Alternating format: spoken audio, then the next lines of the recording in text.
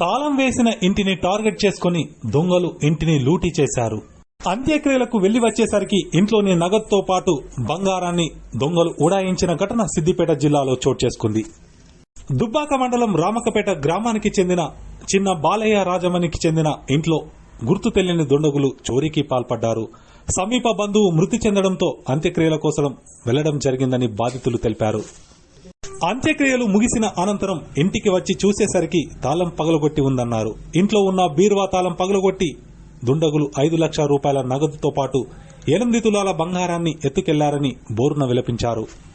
కూతురు పెళ్లి కోసం కష్టపడి సంపాదించిన నగదు బంగారాన్ని దుండగులు ఎత్తుకెళ్లడం జరిగిందని వాపోయారు. దొంగతనం జరిగిన విషయాన్ని పోలీసులకు తెలియజేయడంతో పోలీసులు ఘటనా స్థలానికి చేరుకుని కేసు నమోదు చేసి దర్యాప్తు ప్రారంభించారు. చోరీకి పాల్పడిన నిందితులను పట్టుకుని తమకు న్యాయం చేయాలంటూ బాధితులు పోలీసులను వేడుకున్నారు.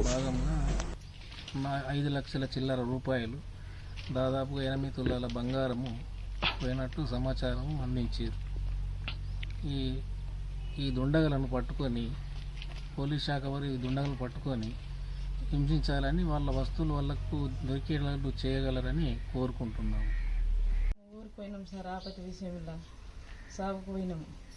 ఒకటే రోజు ఉన్నాము, తెల్లారి వచ్చినాం. వచ్చేసరికి తాళం బలగొట్టి డబ్బులు తీసిర్రు, బంగారం తీసిర్రు, అంత ఇల్లంతా ఎక్కిర్రు, అన్నీ తీసుకొని పోయారు సార్. ఏం లేకుండా చేసిర్రు. ఇంట్లో పోయినాయి నా 5 లక్షల చిల్లర దాకా పోయినాయి. మా డబ్బులు మాకు, మా బంగారం మాకు ఇప్పిరు సార్.